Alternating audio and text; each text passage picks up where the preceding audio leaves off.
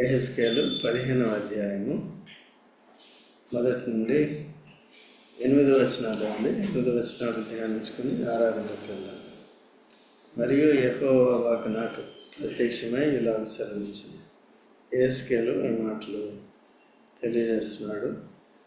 మరియు అంటే మరొక విషయాన్ని దేవుడు తనకి తెలియజేశాడు. ఇశ్రాయేల్ ప్రజల విషయమై తెలియజేశాడు. అదేంటి? నరపుత్రుడా, ద్రాక్ష చెట్టు కర్ర, అడవి చెట్లలోనున్న ద్రాక్ష చెట్టు కర్ర తక్కిన చెట్ల కంటేను ఏమైనా శ్రేష్టమైనదా? ఇక్కడ ద్రాక్ష చెట్టుని తక్కిన చెట్లతో దేవుడు పోలుస్తున్నాడు అన్నమాట. ఏ పనికైనాను దాని కర్రను తీసుకుందిరా, ఏ యొక్క ఉపకరణము తగిలించుటకై ఎవరైనా దాని కర్రతో మేకునైనను చేయుదురా, అది పొయ్యికే సరిపడను కదా. అగ్ని చేత దాని 2 కొనలు కాల్చబడి నడుము నల్లబడిన తరువాత అది మరి ఏ పనికైనాను తగును. కాలక ముందు అది ఏ పనికి తగకపోయినా అగ్ని దాని యందు రాజి దాన్ని కాల్చిన తర్వాత అది పనికి వచ్చును. ఇక్కడ ద్రాక్ష చెట్లని మిగతా చెట్లతో పోలుస్తున్నాడు. మిగతా చెట్లు వాటి వుడ్డు పనికొస్తాయి, ఇల్లు కట్టుకోవడానికి పనికొస్తాయి, డోర్స్ ఫ్రేమ్స్ చేసుకోవడానికి పనికొస్తాయి, పొయ్యిలో పెట్టుకోవడానికి పనికొస్తాయి, ఇల్లు కట్టుకోవడానికి పనికొస్తాయి.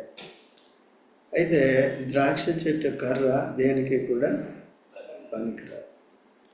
అయితే దాని ఫ్రూట్ చాలా మంచిది. కర్ర దేనికి పనికిరాదు, కానీ ఏది మంచిది? ఫ్రూట్ మంచిది. కాబట్టి ద్రాక్ష చెట్టు ఫలించట్లో బాగా ఫలిస్తుంది, బట్ దాని కాండం మాత్రం చాలా వీక్గా ఉంటుంది. అది దేనికి కూడా పనికిరాదు. అందుకనే యోహాను సువార్త 15వ అధ్యాయంలో యేసు ప్రభు ఈ మాట చెప్తున్నాడు. చదవండి మొదటి నుంచి. యోహాను సువార్త.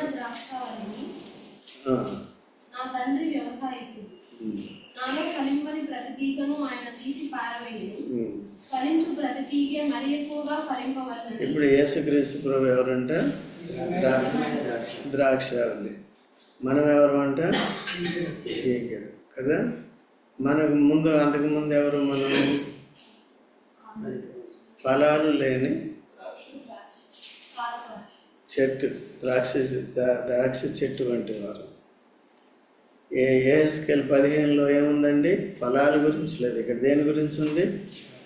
చెట్టు, ఫలాలు లేని చెట్టు. ఇశ్రాయేల్ని పోల్చి చెప్పింది. ఇశ్రాయేల్కి ఏం లేవు? ఫలాలు లేవు, కానీ ఏమున్నాయి? కాండం ఉంది. ద్రాక్ష చెట్టు వల్ల ఉంది. అది దేనికైనా పనికి వస్తుందా? కాల్చటానికి కూడా, దాన్ని పొయ్యిలో పెట్టుకుని వంట చేసుకోవటానికి కూడా అది పనికిరాదు. సో దేవుని ప్రజలైన ఇశ్రాయేలు ఫలించాలని, దేవుని కొరకు ఫలించాలని. ఫలించటం అంటే అర్థం ఏంటి? ఐజాక్ తెలుసా? ఫలించటం అంటే అర్థం ఏంటి? చూడండి 15వ అధ్యాయం యోహాను సువార్త 10వ వచనం. నేను నా తండ్రి ఆజ్ఞను గైకొని ఆయన ప్రేమ యందు నిలిచిన ప్రకారము మీరును నా ఆజ్ఞలు గైకొని ఎడల నా ప్రేమ యందు నిలిచింది. మీ యందు నా సంతోషం ఉండవలననియు మీ సంతోషము పరిపూర్ణం కావాలననియు ఈ సంగతులు మీతో చెప్పుచున్నాను. మీరు బహుగా ఫలించటం వల్ల నా తండ్రి మహిమపరచబడును. 8వ వచనం చదవండి. మీరు బహుగా ఫలించటం వలన నా తండ్రి మహిమపరచబడును, ఇందువలన మీరు నా శిష్యులవుదురు. తండ్రి నన్ను ఎలాగ ప్రేమించినో నేను మిమ్మల్ని అలాగ ప్రేమించి నా ప్రేమ యందు నిలిచి ఉండుడు. నా ఆజ్ఞలు గైకొన్నవారు మీ యందు నా మాటలను నిలిచి ఉండిన యెడల మీకేది ఇష్టమో అడుగుడి, అది మీకు అనుగ్రహింపబడును. మీరు బహుగా ఫలించడం వలన నా తండ్రి మహిమపరచబడును. బహుగా ఫలించడం వలన తండ్రికి ఏం కలుగుతుంది? మహిమ కలుగుతుంది. ఇంకా ఇందువలన మీరు నా శిష్యులగుదురు. తండ్రి నన్ను ఎలాగూ ప్రేమించెనో నేను మిమ్మల్ని అలాగూ ప్రేమించితిని, నా ప్రేమ యందు నిలిచి ఉండు. సరే, తర్వాత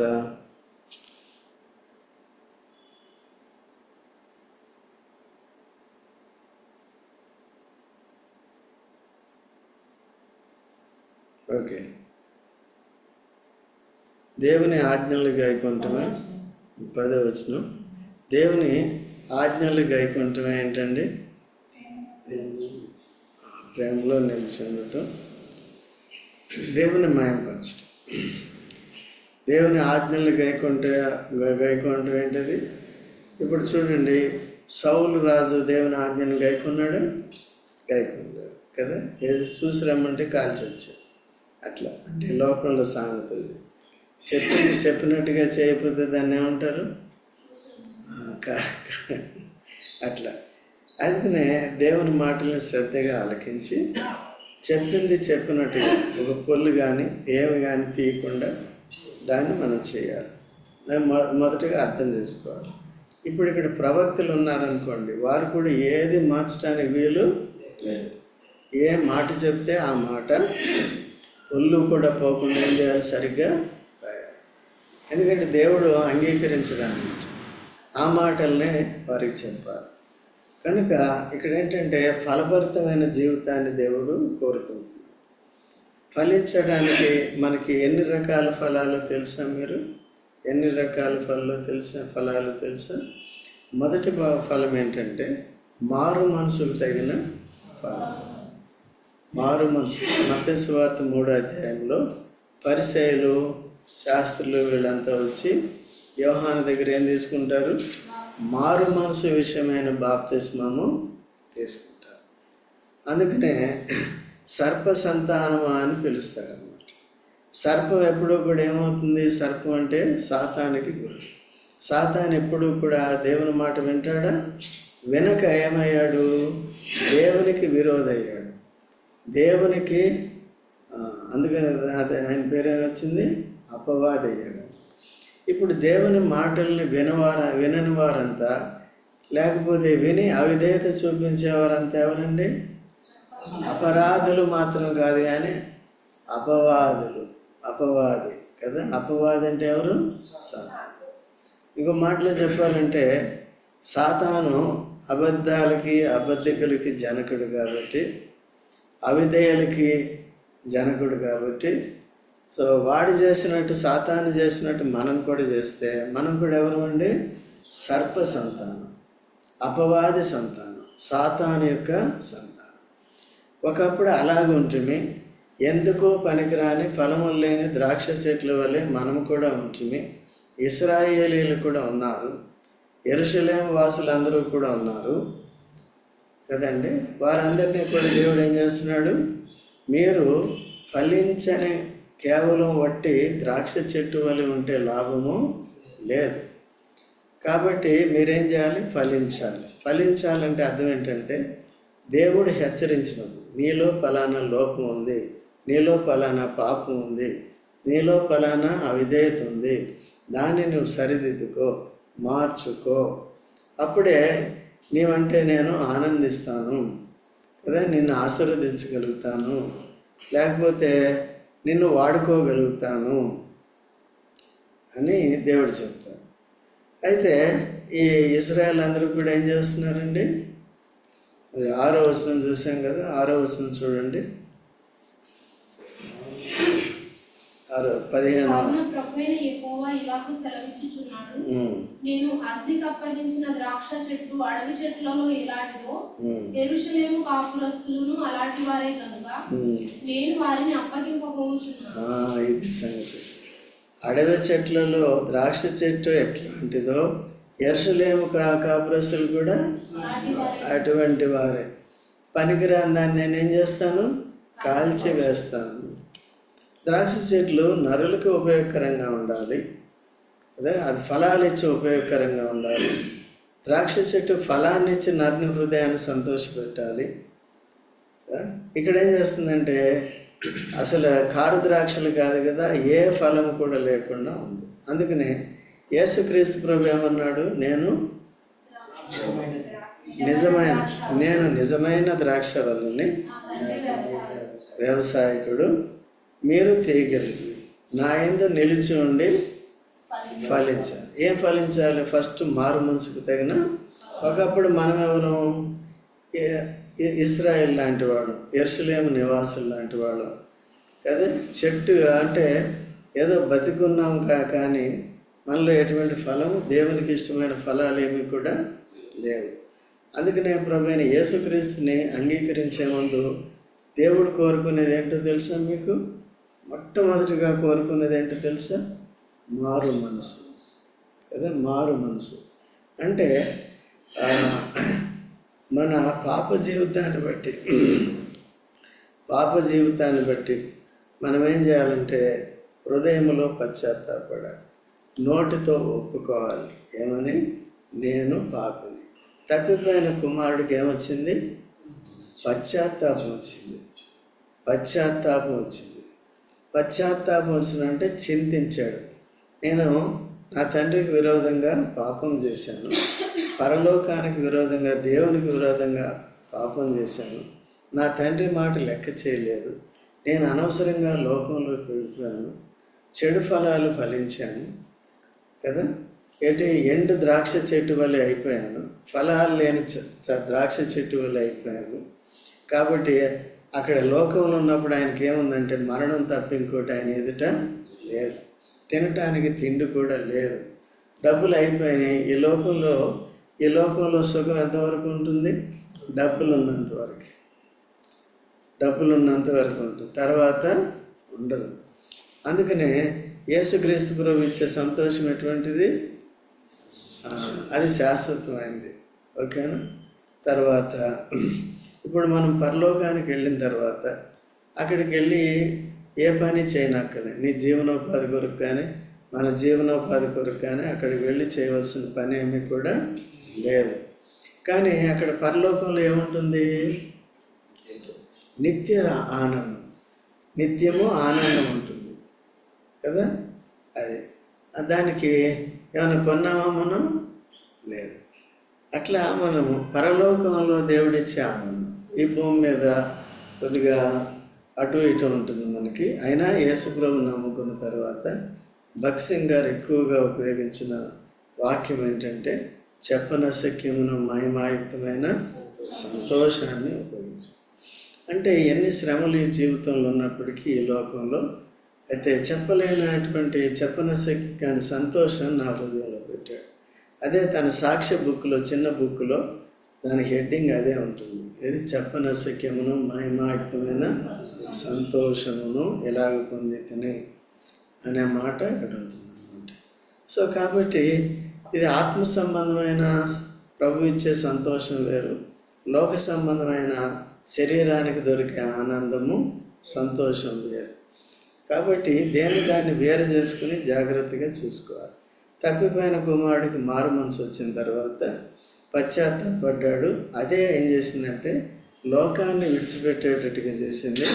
తండ్రి దగ్గరికి వచ్చి, ఇక్కడ తండ్రి దగ్గర ఎలా ఉన్నాడు ఇప్పుడు కదా, అణిగి మణిగి ఉన్నాడు, మారు మాట లేకుండా ఉన్నాడు. ఇక్కడికి వచ్చి మళ్ళీ ఏమన్నాడు? మారు మనసుకు తగిన ఫలం ఫలించాడా లేదు? మళ్ళీ ఏమాత్రమైనా అవిధేయత చూపించాడా? అది మారు మనసుకు తగిన ఫలం అంటే. సో ఏదైతే దేవునికి అయిష్టంగా ఉంటున్నాయో వాటిని ఏం చేయాలి? పశ్చాత్తాపడి ఒప్పుకొని విడిచిపెట్టాలి. మళ్ళీ ఆ పనులు చేయకూడదు. జీవితంలో అనేకమైనవి దేవునికి, మనకి కానీ దేవునికి కానీ పనికిరానివి ఎన్నో చేస్తూ ఉంటాం.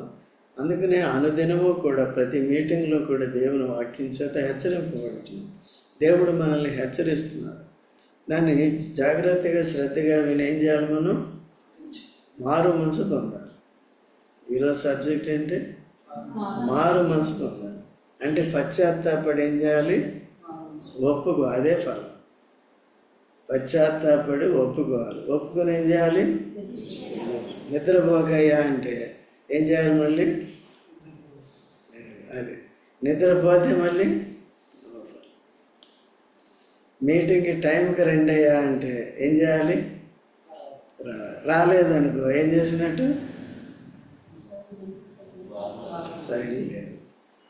లేదు.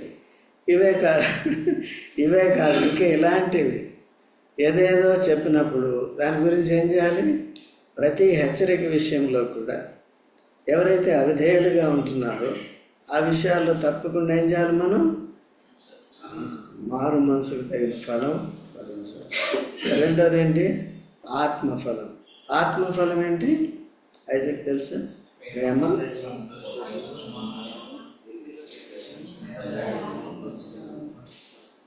అంతే. బాగా భయాటు బాగా. మరి అది ఉందా?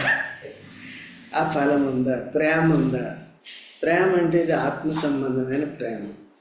ఆత్మఫలం అంటే ఏంటంటే పరిశుద్ధాత్మ ద్వారా వచ్చేది. అది మనలో ప్రవేశపెడతాడు పరిశుద్ధాత్మ. కాబట్టి మనలో ఉన్నది ప్రేమ అంతకు ముందు ఉంది. అది నీది ప్రకృతి సంబంధమైన ప్రేమ.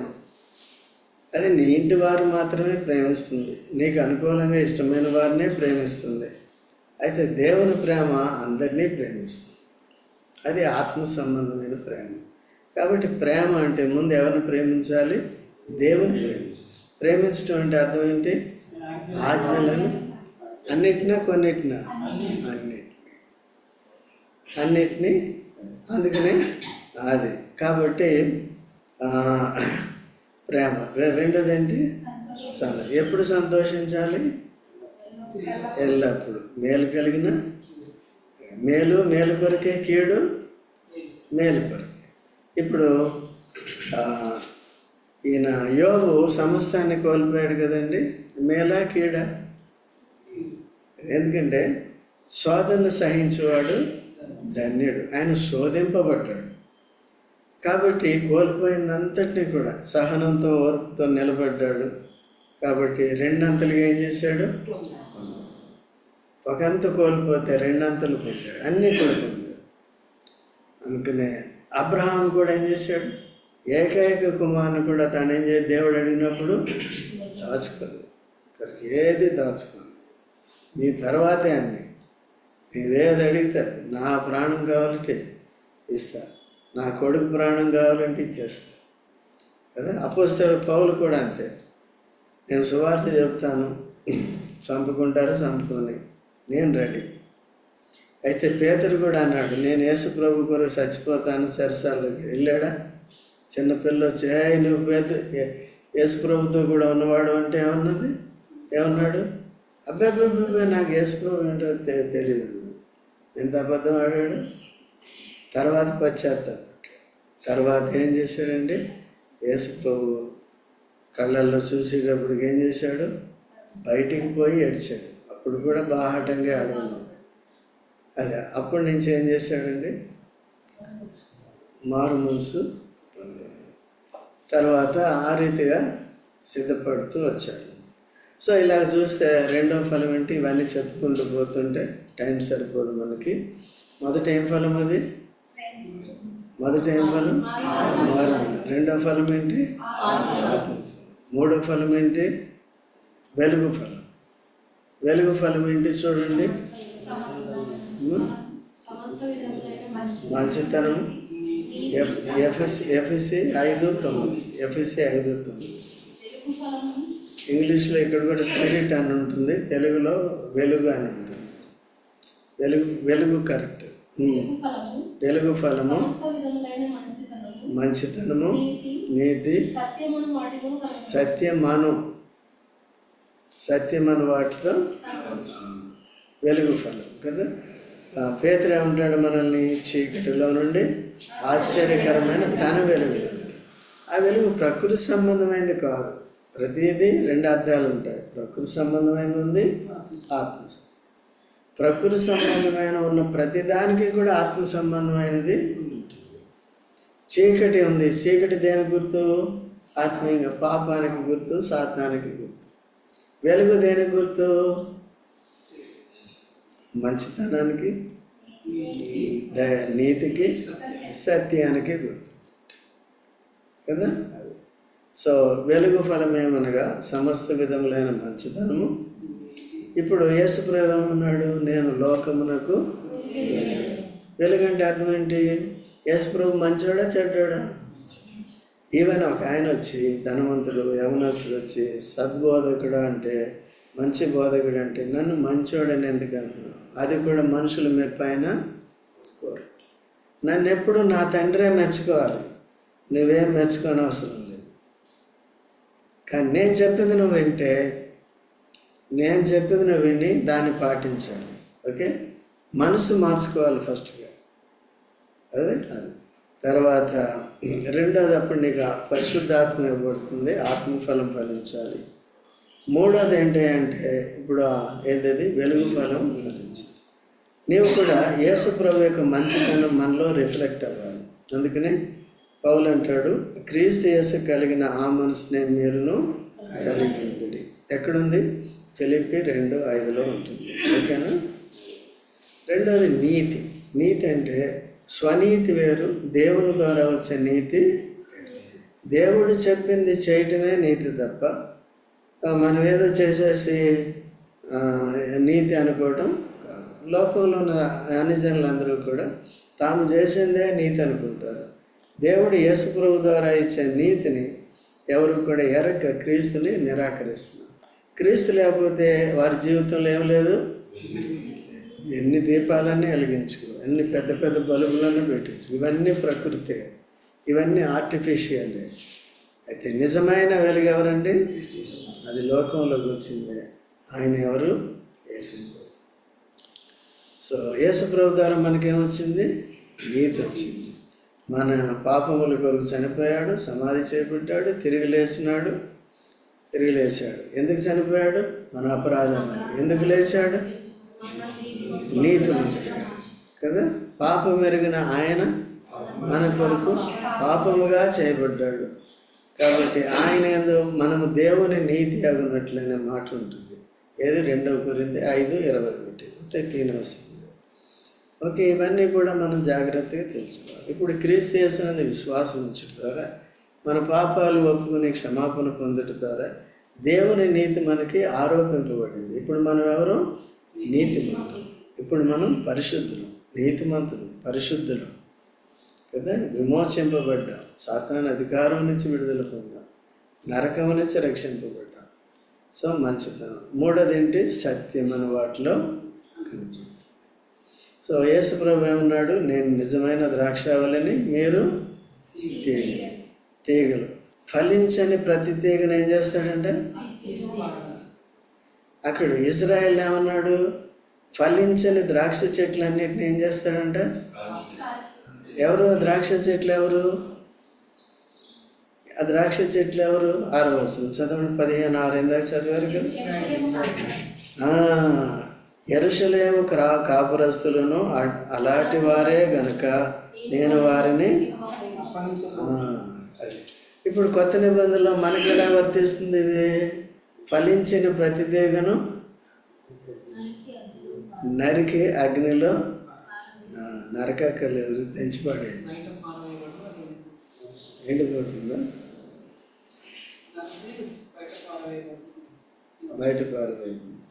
నరికి బయట పాడంటే, బయట అంటే ఆత్మీయ భాషలో నరకం అన్నమాట. లోపలంటే స్వర్గం, పరలోకం. బయట అంటే నరకం. ఎక్కడ ఉంటే ఇష్టం నీకు? బయట లోపల? లోపల ఉండాలంటే ఏం చేయాలి? ఫలించాలి. ఎలా? ఎన్ని రకాలుగా ఫలించాలి? ఏంటివి?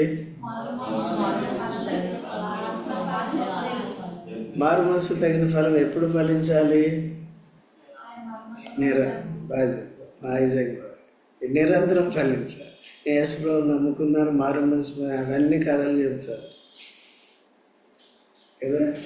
వాక్యం విన్నప్పుడల్లా ఏం రావాలి మనకి? మనం ఎట్లా ఉంటాం? తీసిపోయాను, నేను మారు,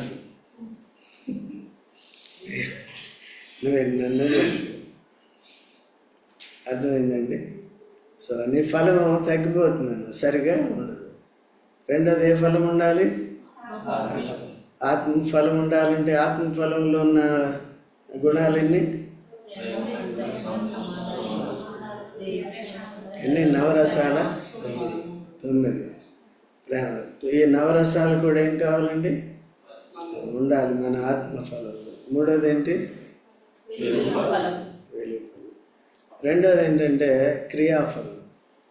విశ్వాసములో ఏముండాలండి? రెండోది కాదు, 4వది కదా. క్రియలు లేని విశ్వాసము మృతమైంది. విశ్వాస సంబంధమైన క్రియలు చేయాలి. ఇప్పుడు విశ్వాసం ఉంది కాబట్టి అబ్రహాంకి నీ ఏకైక కుమారుని నాకు అర్పించంటే వెళ్ళాడా లేదా? దేని బట్టి వెళ్ళాడు? విశ్వాసంలో ఏముంది? క్రియ. రాహాబుకి ఏముంది? క్రియ ఉంది. దేవుణ్ణి నమ్మింది, ఇశ్రాయేలు దేవుణ్ణి. ఏవో భయంకరుడు భీకరుడు, ఆయన్ని ఎవరు ఏ రాజ్యం జయించలేదని నమ్మింది. కాబట్టి వేగలు వారిని ఏం చేసిందండి? దాచిపెట్టి. అది క్రియ. ఓకే, మనం చేయవలసిన క్రియ ఏంటి? విశ్వాస సంబంధమైన క్రియ మనం చేయవలసింది ఏంటి? మొట్టమొదటిగా మారుమనసు పొందాలి. రెండవది యేసుక్రీస్తు మరణ పునరుద్ధానాల్లో విశ్వాసం ఉంచాలి. దేవుని యొక్క వాగ్దానాలన్నింటిలో విశ్వాసం ఉంచాలి. ఆది కాండం నుంచి ప్రకటన వరకు కూడా దేవుని వాక్యంలో ఉన్న ఆజ్ఞలే కానీ, వాగ్దానాలే కానీ, కట్టడలే కానీ అన్నిటిని ఏం చేయాలి? మనం నమ్మాలి. యోనాన్ని చేత మింగిందా లేదా అని అనుమానం పెట్టుకునే అవసరం లేదు. మింగిందా లేదా? మింగింది. మన విశ్వాసానికి ఆధారం ఏది? దేవుడు అబద్ధికుడు కాదు, ఇది దేవుని ఆత్మ ద్వారా ప్రేరేపింపబడి రాయబడిన వాక్యం కాబట్టి అది జరిగింది. ఎందుకంటే ఈ దేవుని యొక్క క్రియలు ఎటువంటివి అంటే ప్రకృతికి అతీతమైనవి అన్నమాట, సూపర్ న్యాచురల్. ఈ న్యాచురల్ థింగ్స్ అన్నీ కూడా సూపర్ న్యాచురల్ అథారిటీతో చేయబడ్డాయి. భూమి ఆకాశం లేనప్పుడు దేంతో చేశాడు? లేదు. చచ్చిపోయిన లాజర్ని దేంతో లేపాడు? ఏ డాక్టర్ లేపుతాడు లేమన్నాడు సైన్స్? చచ్చిపోతున్న వాడిని, కొరప్రాణంతో ఉన్నవాడిని బతికించగలడా? అయిపోయిందండి, హ్యాండ్స్ అప్, మేమేం చేయలేం, మీరు ప్రార్థన చేసుకోండి అంటారు. అర్థమైందండి? అప్పుడు సూపర్ న్యాచురల్. ఓకే, లాజరు లే, ఏమైపోయింది? ఇప్పండి ఆ కట్లు, ఇప్పండి ఆయన ప్రేత వస్త్రాలు తొలగించండి అని చెప్పాడు. సో కాబట్టి ఏం నేర్చుకున్నాం? క్రియాఫలం. బాగా అట్లా క్రియాఫలం. Very good. రెగ్యులర్గా వచ్చి మంచిగా చూడు, ఎంత బాగా అర్థమవుతుంది. కాబట్టి ఏముండాలండి? క్రియాఫలం. మరి ఇక్కడ కొత్త నిబంధనలు ఎవరికి ఉంది క్రియాఫలం? మొట్టమొదటిగా అపోస్తలుని ఏర్పరచుకున్నాడు కదా, వారందరినీ మనకి మాదిరిగా పెట్టాడు కదా. యేసు ప్రభు చనిపోయిన తర్వాత కూడా వాళ్ళకి అది రాలేదు కదా. ఎప్పుడైతే వారు పరిశుద్ధాత్మను పొందారో, ఆత్మఫలం ఆరంభమైందో, అప్పటి నుంచి స్థిరపడ్డారు. పేతురు చూడండి, ఇంకా చేపలు పట్టుకోవడానికి పోయాడు లేదు. దేవుని క్రియలు ఎట్లా చేశాడు? యేసు ప్రభు చేసినట్టుగా చేశాడు. యేసు ప్రభు శక్తితో చేశాడు. కాబట్టి ఒక్క సువార్త చెప్తే, ఒక్క బోధ చేస్తే 3000 మంది రక్షణ. అద్భుతం కదా ఇది. యేసు ప్రభు చేశాడు ఎప్పుడన్నట్లా? ఒక్కొక్కరిని పట్టుకున్నాడు యేసు ప్రభు. అది వేరు. ఆయన అంటే నా మీద విశ్వాసం ఉంచిన వాడు నా వంటి క్రియలు నాకంటే మరి గొప్పవి చేయను అంటాడు. యోహాను సువార్త 14వ అధ్యాయం 10వ వచనం తర్వాత 10, 11, 12 నుంచి ఉంటాయన్నమాట. ఓకే, అట్లా చేశాడు యేసు ప్రభు. 5000 మందికి మా ప్రకృతి సంబంధమైన భోజనం పెట్టాడు. పెట్టి నేను ఇది పెడుతున్నాను, నన్ను వెంబడిస్తున్నారు, నేను పెట్టను, ఇక్కడ నన్నే తినండి అని చెప్పాడు. అంటే నిన్ను తింటాం అంటే అర్థం ఏంటంటే నా యందు విశ్వాసం ఉంచండి. 6:27లో ఉంటుంది. ఏది? యోహాను సువార్త తర్వాత చదువుకోండి. దేవుని క్రియ అంటే అర్థం ఏంటండి? ఆయన పంపిన వాని యందు విశ్వాసం ఉంచుటే దేవుని క్రియ అని చెప్తారు. మీరు చేయవలసిన క్రియ అట్లా. సో అలాగా అపోస్తలులందరూ ఏం చేశారు? ఇప్పుడు విశ్వాస సంబంధమైన క్రియలు చేస్తారు. ఇప్పుడు సంఘం ఏం చేయాలి? వ్యక్తిగతంగా మారు మనసు పొందాలి. తర్వాత ఇంకేం చేయాలి? మందిరానికి రావాలి, యాజక ధర్మం చేయాలి, ఆరాధన చేయాలి, ప్రార్థన చేయాలి. నీ కొరకే కాదు, అందరి కొరకు ఏం చేయాలి? చేయాలి. ఇంటి దగ్గర ఉన్నప్పుడు చేయాలి, విశ్వాసంతో చేయాలి. నేను చేసిన దానికి వింటాడా లేదా? ఊరికే వీళ్ళు చేస్తున్నారు కానీ ప్రతిఫలం ఏమి రాదు. ఇది ఎందుకు రాదో కూడా ఉంటుందన్నమాట. ఎందుకు రాదో కూడా ఉంటుంది. కొంతమంది ఏం చెప్తారంటే, కొన్నిసార్లు దేవుడు ఆగు అంటాడు, లేకపోతే వెయిట్ అంటాడు, ఏదేదో చెప్తూ ఉంటారు. నాకు తెలిసినంతవరకు దేవుడు వెంటనే తక్షణమే కార్యం చేస్తాడు. ఫర్ ఎగ్జాంపుల్, శిష్యులు దోణిలో పడి వాళ్ళు యేసు ప్రభుతో పాటు వెళ్తుంటే గాలి తుఫాన్లు వచ్చినాయి. వచ్చిన వెంటనే శిష్యులు ఏం చేశారు? యేసు నీకు చింత లేదంటే వెంటనే యేసు ప్రభు ఏం చేశాడు? ఒక అరగంట ఆలోచన చేస్తే అది. అయితే కొన్ని ఎగ్జాంపుల్స్ తీసుకుంటారు. ఇప్పుడు అబ్రహాంకి ఎప్పుడు వాగ్దానం చేశాడు? నేను ఆశీర్వదించి నిన్ను గొప్ప జనముగా చేస్తానంటే సంతానం ఇస్తాను అని చెప్పాడు. అప్పుడు గొడ్డుతనం, సారా గొడ్డురాలుగా ఉంది. ఎప్పుడు 75 years సమయంలోనూ ఎప్పుడో పిలిచాడు. పిలిచినప్పుడు ఎన్ని సంవత్సరాలు పట్టింది కుమారుడిని ఇవ్వడానికి? 25. ఎందుకు లేట్ అయింది?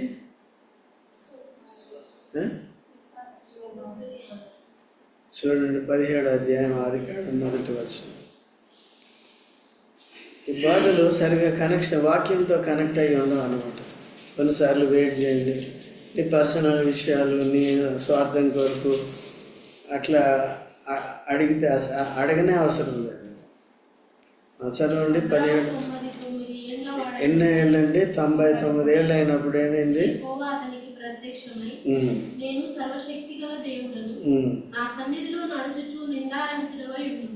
ఏంటంటే ఇప్పుడు ఏం కలిగి ఉన్నాడు ఈయన? విశ్వాసంలో లోపాలు ఉన్నాయి. ఏం చేస్తున్నాడు? నీకు సంతానం ఇస్తానంటే ఏం చేస్తున్నాడు? భార్య మాటని ఆగరణ చేసుకున్నాడు. ఆగర ఎక్కడి నుంచి వచ్చింది? ఐగుప్తు నుంచి. ఎప్పుడు తెచ్చుకుంది? వచ్చేటప్పుడు. ఐగుప్తుకి వెళ్ళి ఏం చేశారు? ఎవరిని తెచ్చుకున్నారు? అందుకని లేట్ అయింది. సంఖ్యలో పెట్టుకొచ్చావు కదా, నీ ప్లాన్ అదే కదా. ఒకవేళ దేవుడు ఏమాత్రం ఆలోచన చేసినా ఏమైంది మరి? అందుకనే నీదంతా ఎగ్జాస్ట్ అయిపోయే వరకు లేట్ అవుతుంది. నీది నాది ఎగ్జాస్ట్ అయిపోవాలి. మన సొంత ప్లాన్లన్నీ ఏం కావాలి? ఎగ్జాస్ట్ అయిపోతేనే కానీ దేవుని కార్యం. అట్లా ఉంటాయి పని. లేకపోతే నా అనుభవం ప్రకారం తక్షణమే ఇస్తాడు. ఏ టైంలో, డే అండ్ నైట్లో ఏ టైంలో ప్రేయర్ చేయని వెంటనే ఇస్తాడు. ఓకేనండి. అది యథార్థంగా ఉండాలి, ఆత్మ సంబంధంగా ఉండాలి. సో ఈ విషయాలన్నీ కూడా ఇస్తాడు. ఇవి ఉంటాయి. అందుకనే మీలాంటి వాళ్ళకి చెప్పగలుగుతాం. ఎందుకు మీకు లేట్ అవుతుంది అన్నప్పుడు కొన్ని చూసుకోవాలి. ఈరోజు మనం నేర్చుకున్నది ఏంటి చెప్పండి? అంతకుముందు ఎటువంటి వారం మనం? ఫలించని కాల్చివేయబడటానికి తగిన ద్రాక్ష చెట్టు. ఇశ్రాయేల్ అటువంటి వారు ఫలించలేదు. వారిని ఏం చేయాలి? కాల్చేయాలన్న. తర్వాత మనం ఎవరు అండి? ఏకంగా యేసుక్రీస్తు ప్రభు మన గురించి చనిపోయి తిరిగి లేచి మనకు ఏమయ్యాడు? ద్రాక్షవల్లి అయ్యాడు. మనల్ని ఏం చేసుకున్నాడు? ఫలించాలో వద్దా? అపోస్తలులు ఫలించారా లేదా? ఒక్కడు ఫలించలేదు. ఎవరండి? అయ్యగారు. ఏమైంది ఆయన గతి? బయటపడి. ఓకే. సో మిగిలిన సంఘం, ఆది సంఘం చూడండి ఎంతమంది ఎన్ని శ్రమలు భరించారు. సో మనం కూడా అందుకనే ఆత్మీయ విషయాలకి ప్రథమ స్థానం ఇవ్వాలి. వాక్యాన్ని నేర్చుకోవాలి, సరిగా నేర్చుకోవాలి. ఈ సంఘాలు సరిగా నేర్పించాలి. మనం కూడా ఊరికే ఏదో చెప్పడం కాదు, కానీ వాక్యాన్ని సరిగ్గా మనం నేర్చుకుంటూ దాన్ని పాటించేటట్టుగా ఉండాలి. ఒక పక్కన దేవునికి మహిమ కలిగినప్పుడు దేవుడు ఏం చేస్తాడండి? మన అవసరాలు. అన్న అవసరాన్ని తీర్చాడా లేదా? ఆమె కూడా లేట్ అయింది. ఎందుకు లేట్ అయింది? 3 ఏళ్ళు లేట్ అయింది. ఆమె మందిరానికి వచ్చింది, బళ్ళు అర్పించింది, వెళ్ళిపోయింది. మళ్ళీ వచ్చింది, బళ్ళు అర్పించింది, వెళ్ళిపోయింది. దుఃఖముఖగానే ఉంది. 3వసారి వచ్చింది, అప్పుడు అర్థమైంది. ఏమర్థమైంది? ఇప్పుడు ఇక్కడేమో ఓఫ్నీ, ఫినెహాస్ ఉన్నారు. ఏలీ ముసలోడు అయిపోయాడు. వాళ్ళు బలాత్కారం చేస్తున్నారు, స్త్రీలను బలాత్కరిస్తున్నారు, బళ్ళు అన్నిటినీ కూడా వాళ్ళు తినేస్తున్నారు. ఇదంతా చూసి నాకు ఒక మగ పిల్లవాడిని నీ సేవకిస్తాను. ఎవరి ప్లేస్లో? వాడి ప్లేస్లో. అప్పుడు వెంటనే ఏం చేశాడు? ఎందుకు లేట్ అయింది? ఇప్పుడు చేసిన దేవుడు అప్పుడు చేయలేడా? అప్పుడు ఏం లేదు నీకు? నీ స్వార్థమే, నా ఏడుపే, నా సవితి కోరే. సవితిని ఎందుకు పెట్టాడు? లేకపోతే వస్తుందా మందిరానికి? సవితి లేకపోతే, పెన్నన్నా లేకపోతే వస్తుందా అన్న? అందుకని అన్నాన్ని తీసుకురావాలంటే ఎవరిని పెట్టాలి? పెన్నెన్న. నిద్రపోవాలంటే ఎవరు ఉండాలి? ముక్కులు కాయలు ఉండాలి, దోమలు ఉండాలి. అర్థమవుతుందండి? అట్లా ఉంటాయి దేవుని కార్యాలు. దేవుడు ఆలస్యం చేస్తాడమ్మా? ఎవరు. బట్ ఎందుకు అవుతున్నాయి? మీ అవిధేయతే, మీ పాపమే, మీ ఫలభరితమైన జీవితం లేకపోవటమే. ఎంత చేసినా ఇంతే. సీనియర్ బిలీవర్స్ కూడా అంతే. సీనియారిటీ వచ్చింది 25 సంవత్సరాలు. ఎవరిలాగా? అబ్రహాంలాగా. ఏమున్నాయండి? ఇంకా హాగరి జీవితమే, ఇటు అటు చూడటమే, సరి చేసుకోకపోవటమే, మారుమనసు లేకపోవటమే, దాని ఫలం లేకపోవటం. ఆఖరిగా 8వ వచనం చదువుతాను. వారు నా విషయమే విశ్వాసఘాతకులైరు గనుక నేను దేశమును పాడు చేస్తున్నాను, ఇదే ప్రభువు. మొత్తం దేశంలో ఉన్న వారంతా కూడా ఒకే రీతిగా దేవునికి పనికిరాని వారుగా ఉన్నారు. ఫలించని ద్రాక్ష చెట్టు వలె ఉన్నారు. దేశాన్ని అంతటిని కూడా నేనేం చేస్తాను? ఆ పరిస్థితిలో ఉండకూడదు. మన వ్యక్తిగతంగా దేవుడు పరిగణిస్తున్నాడు కాబట్టి ప్రతి వ్యక్తి ఏం చేయాలి? జాగ్రత్తగా ఉండాలి. ఆరాధనలోకి వెళ్దాం.